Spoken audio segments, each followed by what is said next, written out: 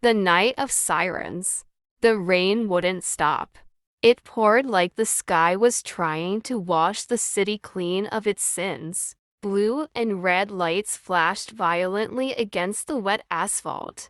Police sirens screamed in the distance. A woman stood barefoot in the middle of it all, her hands trembling, her phone slipping from her grip. Emily Carter never imagined love would bring her here. A body lay a few feet away, and the man she loved stood behind her, holding a gun. That was the moment she realized. She hadn't fallen in love with a mysterious man. She had fallen in love with a criminal. And now, she was going to pay the price. Chapter 1: The Girl with Simple Dreams. Emily was not reckless. She believed in structure, routine, stability. She worked as a junior investigative journalist in the city, ambitious but still climbing. She lived in a small apartment with white curtains and second-hand furniture. She drank cheap coffee and dreamed of one day writing headlines that changed the world. Love wasn't her priority. Survival was. But life has a way of interrupting plans. It started on a Thursday night. Her car refused to start. Her phone battery was dying. The street was nearly empty. Rain fell harder by the second. Then a black car slowed beside her. The window rolled down. A sharp jawline. Dark hair. Eyes that looked like they carried storms. Need help. She hesitated, but she got in. That was the beginning.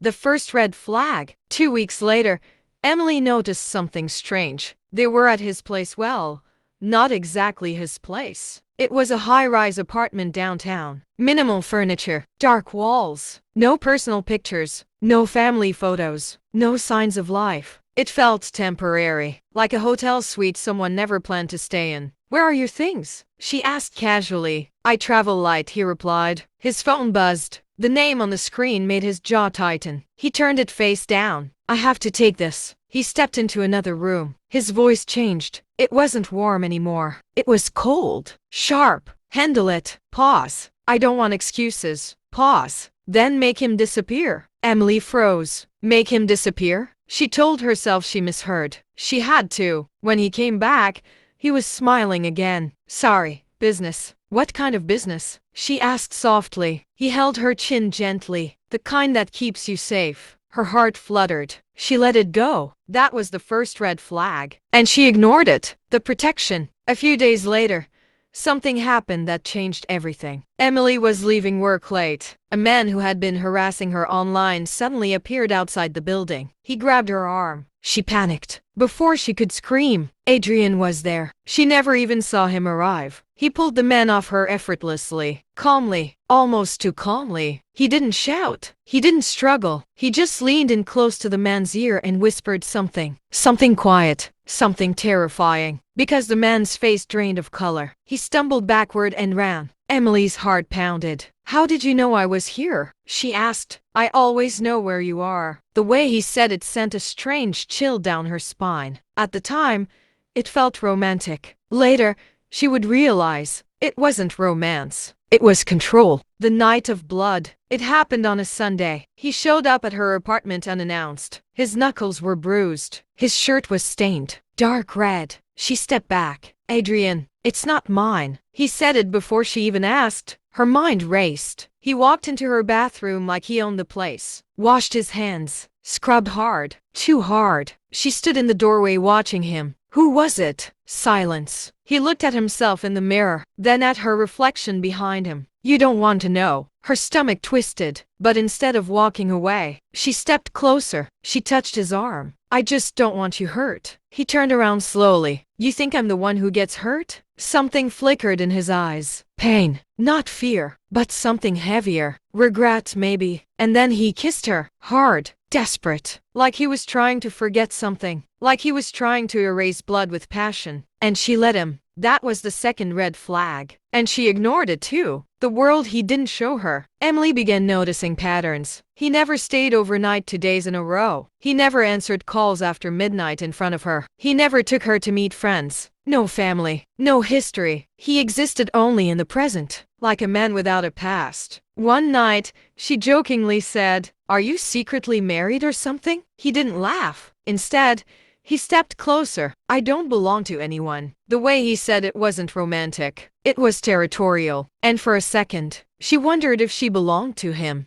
The fear beneath the love. The city started feeling smaller. She noticed cars that seemed to follow them. Men who watched from corners. Strangers who looked at Adrian with either fear or respect. No in between. One night at dinner, a waiter spilled wine near their table. The waiter's hands shook violently. "I'm so sorry, sir," he stammered. "Sir?" Adrian didn't look angry, but the waiter looked terrified. After they left, Emily asked, "Do you know him?" "No." "Then why was he scared?" Adrian's lips curved slightly. Some people just sense power. She didn't like that answer. Power. It sounded heavy, dangerous, addictive. The moment she should have left. It was raining again. Emily was at his apartment. He was in the shower. His phone vibrated on the counter. She stared at it. She shouldn't look. She knew she shouldn't. But something in her chest felt tight. The screen lit up. A message preview. Shipment secured. Rival group handled. Her hands went cold. Shipment? Handled? Another message popped up. Police suspect nothing. Her heart pounded so loud she thought it would echo. She unlocked the phone. Wrong move. Photos. Documents. Locations. Amounts of money she had never seen in her life. Names crossed out. Dates circled. And at the top of one file, his name. Adrian Cole. Not just involved. In charge. The shower turned off. She dropped the phone. Her hands trembled. He walked out moments later, towel around his waist, water dripping from his hair. He saw her face, and he knew. "You looked." It wasn't a question. It was a statement. Silence filled the room. She could have lied. She didn't. "Tell me it's not what I think." He stared at her for a long moment, then said calmly, "It's exactly what you think." And that was the moment love stopped feeling soft. It started feeling dangerous. Chapter 3. When the truth has a name. The room felt smaller, the air heavier. Emily's heartbeat echoed in her ears as Adrian stood inches away from her. "You're scared," he had said. And the worst part, he was right. But fear wasn't the only thing she felt. There was love, and confusion, and something else. Curiosity. "Tell me everything," she whispered. Adrian studied her face like he was calculating something. "You don't want everything." "Yes, I do." "No," he said quietly. "You want the version that lets you sleep at night." That sentence hit harder than a slap. The mask falls. He walked to the window and looked down at the city below. "This city isn't built on law," he said calmly. "It's built on power." She stayed silent. "My father worked 3 jobs and still died with nothing." "Good men don't win here, Emily. Smart men do." She folded her arms, trying to steady herself. "So you became one of them?" "I became better than them." There was no shame in his voice. No hesitation. Only certainty. That terrified her. The confession. He didn't shout. He didn't defend himself. He simply told the truth. "I control the shipments that move through the port." Her breath caught. "I manage a man who keeps certain politicians quiet." Her stomach twisted.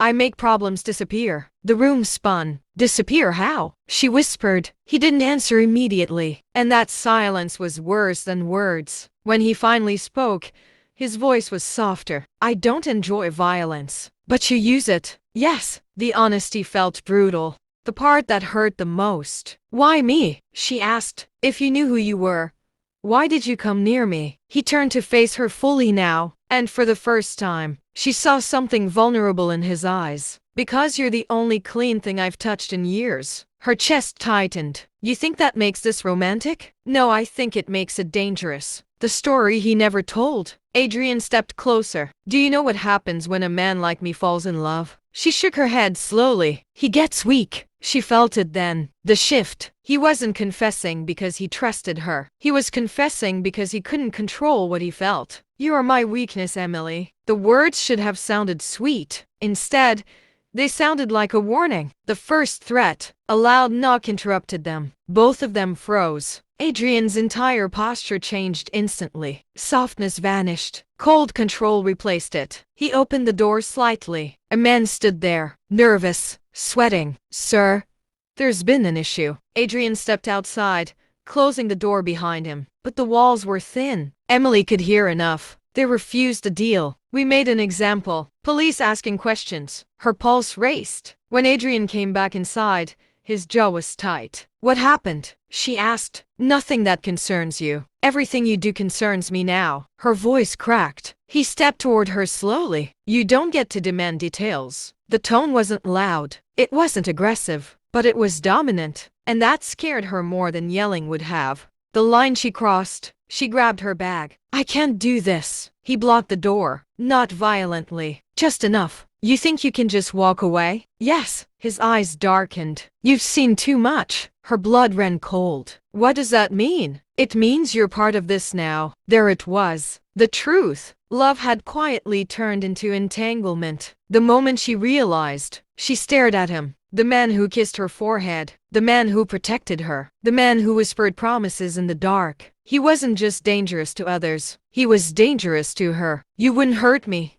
she said softly. It wasn't a statement. It was a plea. His expression softened. "I would never hurt you." Pause. "But I would destroy anyone who tried to take you away from me." And suddenly she understood. That included herself. The police started closing in. The next morning at work, everything shifted. Her editor called her into his office. "Have you heard of Adrian Cole?" Her stomach dropped. She forced calm. "No, why?" "We're running a big investigation. Crime syndicate, smuggling, disappearances." He slid a file across the desk. She didn't want to look, but she did. A photograph stared back at her. Adrian, in a different suit, standing beside men who looked like wolves. The headline draft read, "The Ghost King of the City." Her hands shook. Ghost King. That's what they called him. Because he moved in silence. Because no evidence ever stuck. Because witnesses disappeared. Her breath became shallow. "You okay?" her editor asked. "Yeah." She lied. But inside, everything was breaking. The phone call that changed everything. That night, her phone rang from an unknown number. She answered cautiously. "Miss Carter?" "Yes?" "This is Detective Ramirez." Her heart skipped. "We need to talk about Adrian Cole." Her throat went dry. "Why me?" "Because you're closer to him than you think." The call ended with one sentence that echoed in her mind long after. "If you don't choose a side soon, you won't get to choose at all." Chapter 4.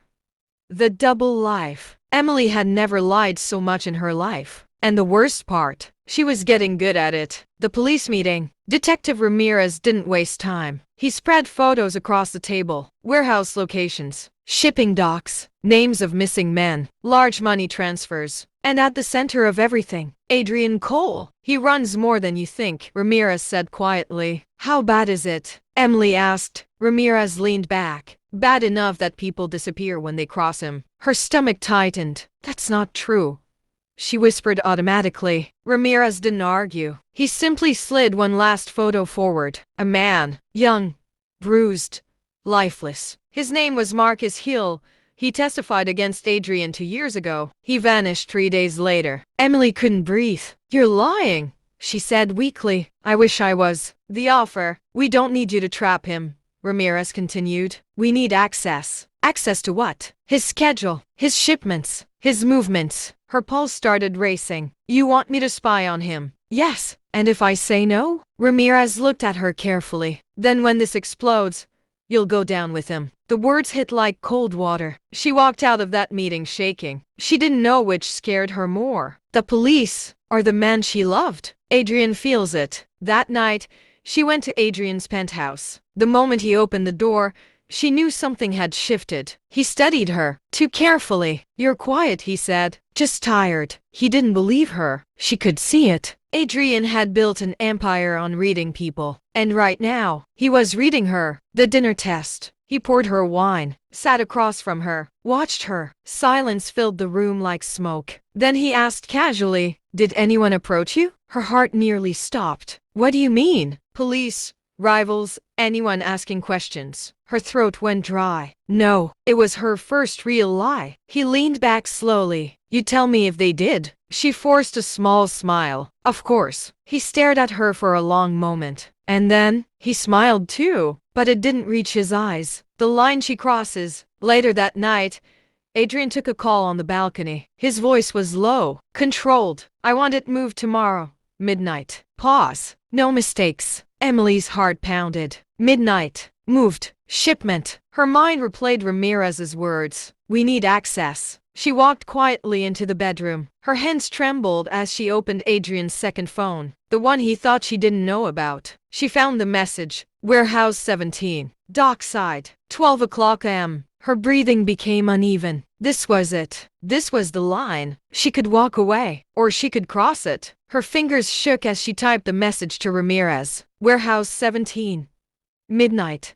Tomorrow. Send. The message whooshed away, and with it, so did her innocence. The twist. 3 days later, Detective Ramirez visited her. It's done, he said. You testified. We have enough evidence. He won't walk free again. She nodded slowly. It should have felt like relief. Instead, it felt hollow. Was anyone killed? She asked. Ramirez hesitated. One of his men didn't make it. Her stomach dropped. Blood. Consequences. Real ones. This wasn't just a love story anymore. This was damage. Permanent damage. The last message. That night, as rain tapped against her window, her phone buzzed. Unknown number. Her heart stopped. She answered. Silence. Then, his voice. Calm. Low. Controlled. I told you. You don't understand my world. Her blood ran cold. How are you calling me? You think men like me don't prepare for every outcome? Her breathing became uneven. I saw the way you looked at me, he continued softly. You don't hate me. A tear slipped down her cheek. I didn't want this. I know. Silence stretched between them. Then he said something that shattered her completely. I would have burned this city down for you. The line went dead. She stared at her phone, heart racing. Adrian was in custody. Maximum security. No outside communication. So how? Who just called her? The realization. Her window reflected her own pale face. Behind her, a black car slowly drove past her apartment building. Engine low, lights off. Her breath caught. Was it paranoia? Or was it something worse? She stepped closer to the window. The car stopped, just for a second, then drove away. Her phone buzzed again. A text. Unknown number. You chose the police. Now you live with the consequences. Her hands started shaking violently. This wasn't over. Adrian might be in custody, but his world, his empire, it was still alive, and she had just declared war on it. Chapter 5. The price of betrayal. Emily didn't sleep. Every sound outside her apartment made her flinch. Every car that slowed near the building made her heart race. She kept replaying the phone call. You chose the police. Now you live with the consequences. It wasn't just a threat. It was a promise. Protective custody. The next morning, Detective Ramirez showed up unannounced. You're coming with us. I'm not a criminal. She snapped weakly. No, he replied calmly. But you just made enemies with people who are. Within an hour, she was in a safe house on the outskirts of the city. Plain walls, one window, security outside, no social media, no phone access, no freedom. This is temporary, Ramirez said. How long? Until we dismantle what's left of Adrian's operation. She laughed bitterly. You think arresting him ends it? Ramirez didn't answer. That silence told her everything. The empire doesn't fall. News reports revealed the truth. Adrian's right-hand man Victor Salazar had vanished the night of the raid. Victor wasn't emotional. He wasn't romantic. He didn't have weaknesses. And everyone knew one thing about Victor. He believed in loyalty. And betrayal was punishable. The message. 3 days into protective custody, a guard handed her an envelope. No return address. Her hands trembled. Inside was a single photo. Her, walking into the police station. Taken from far away. Zoomed in. Watching. Underneath it, written in black ink. You thought you were invisible? Her knees nearly gave out. They had been watching her long before the raid. This wasn't revenge. This was preparation. The guilt. That night she cried harder than she had in years. Not because she missed Adrian, but because she realized something unbearable. He had warned her, you don't understand my world. And she hadn't. She thought arresting him would end it. But she had underestimated the machine behind him. Adrian wasn't just a man. He was a system. and systems don't collapse overnight. The visit, 1 week later, she was granted something unexpected. A supervised prison visit. She didn't know why she agreed. Maybe closure, maybe guilt, maybe love. Adrian walked into the visitation room in an orange jumpsuit. He looked thinner, but not broken. Never broken. They sat across from each other, separated by thick glass. He picked up the phone first. "You look tired," he said softly. "You look different." "I've had time to think." She swallowed. "About what?" "About you." Her chest tightened painfully. "Why didn't you tell me?" she asked. "Tell you what?" "That they would come after me." His eyes darkened slightly. "I assumed you understood that." Silence. Then he said something that froze her blood. "You think I'm your biggest problem?" Her breath hitched. "Victor doesn't forgive betrayal. So stop him," she whispered desperately. He leaned closer to the glass. "I can't." That was the first time she truly saw it. He wasn't in control anymore, even behind bars. Emily couldn't stop shaking, even after the gunfire ended, even after the bodies were taken away, even after the broken glass was swept from the floor. The silence that followed was worse than the noise, because silence meant they could come again. The interrogation. Ramirez sat across from her in a dim room inside the safe house. "Did Adrian know you were cooperating before the raid?" She hesitated. "I don't think so." "You don't think? Or you know?" She looked down. He suspected something. Ramirez leaned forward. "Emily, this matters." Her voice cracked. "I didn't tell him, but he looked at me like he already knew." Ramirez exhaled slowly. "That means someone else may have known too." Her heart dropped. "You think there's a leak?" "I think empires like his don't fall without resistance." The weight of blood. Later that evening, one of the officers who was injured during the attack was rushed to surgery. Emily overheard two guards talking. "He's critical." Her stomach twisted violently. This wasn't just about her anymore. People were bleeding because of her choice, because she thought she was doing the right thing. She locked herself in the bathroom and stared at her reflection. "You wanted truth," she whispered to herself. "Well, this is truth." Truth wasn't clean. It wasn't heroic. It was messy. And it came with a body count. The breaking conversation. 2 days later, she requested another prison visit. She didn't know why. Maybe she needed to see him face to face. He wasn't just calm. He was distant. "You shouldn't have come," he said quietly. "I needed answers." "You already made your decision." Her eyes filled with tears. "They tried to kill me." His jaw tightened, but he didn't look surprised. "Who?" "Your man." "They're not my men anymore." The words hung between them. Not my men anymore. That meant one thing. He had lost control. The truth she didn't expect. "I warned you," he said softly.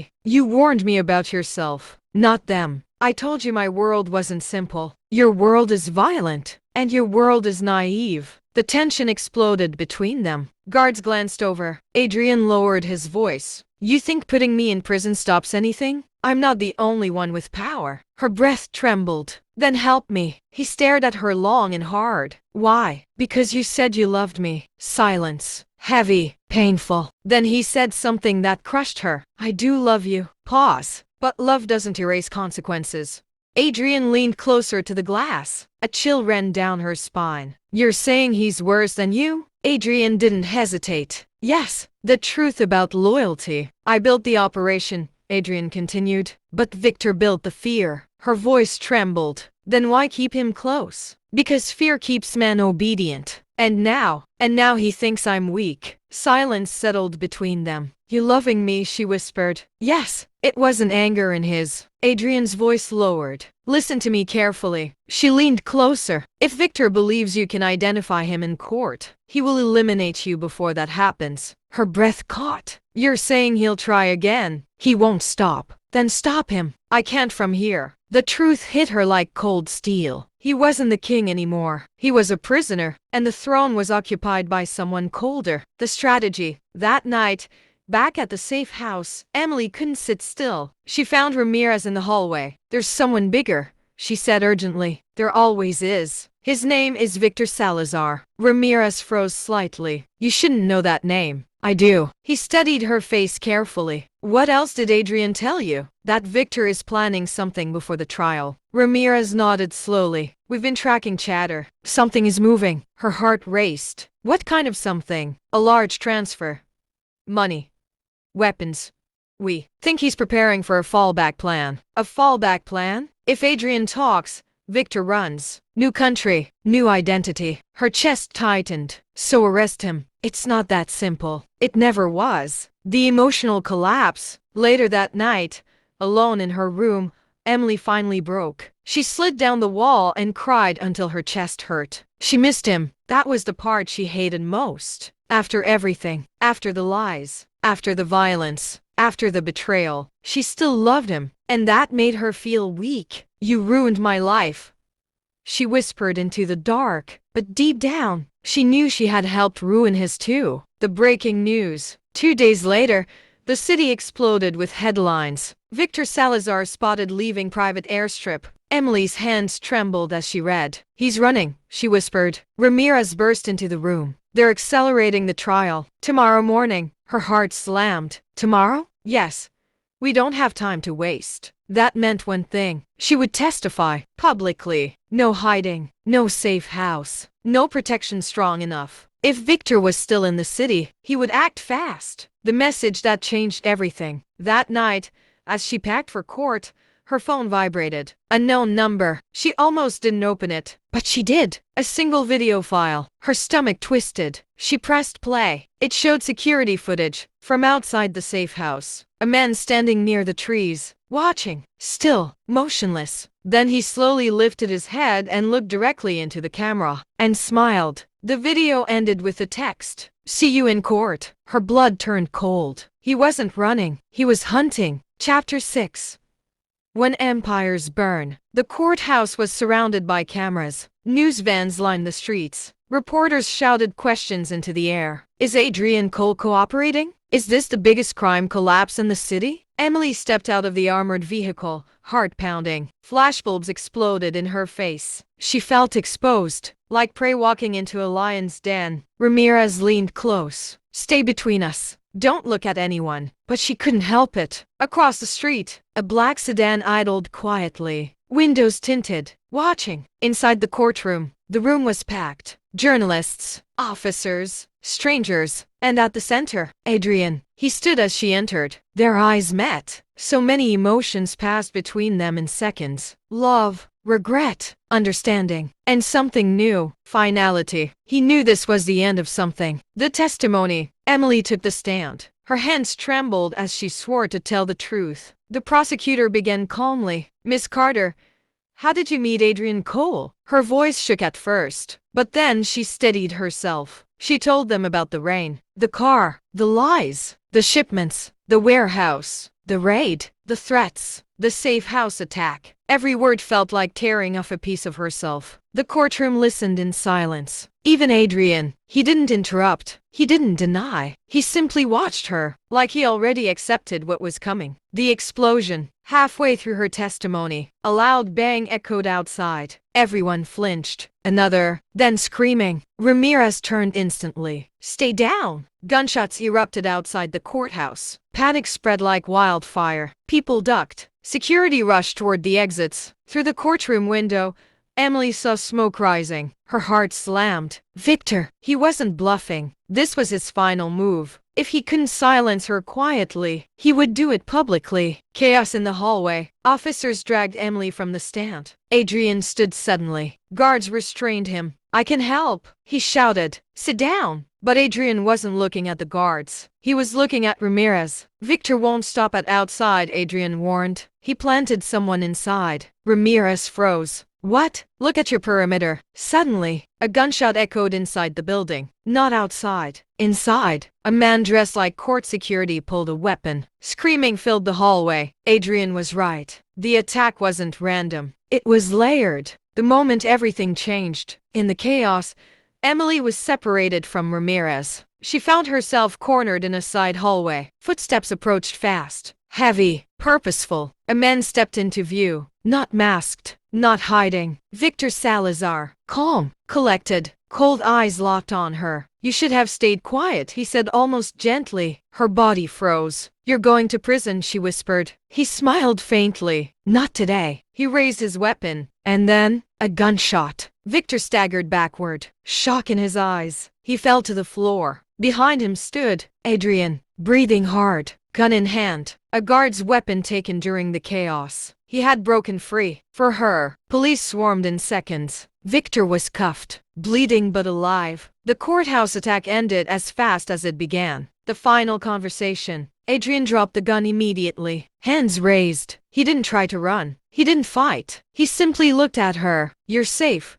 he said softly. Tears filled her eyes. "You saved me." He gave a small, tired smile. "I told you, I'd burn everything for you." Guards grabbed him again, this time tighter, more secure. As they pulled him away, he didn't resist. He had made his choice. The aftermath. News channels exploded. Victor Salazar arrested after failed courthouse attack. Crime empire collapses. Adrian's cooperation sealed the case. He testified, publicly, destroyed his own empire. Victor was sentenced to life. And Adrian? He accepted a deal. Multiple life sentences. No possibility of parole. The quiet ending. Weeks later, Emily visited him one last time. Thick glass between them. He looked calmer, almost peaceful. "It's over," she whispered. "For you," he replied. She swallowed. "I'm sorry." He shook his head gently. "You chose survival.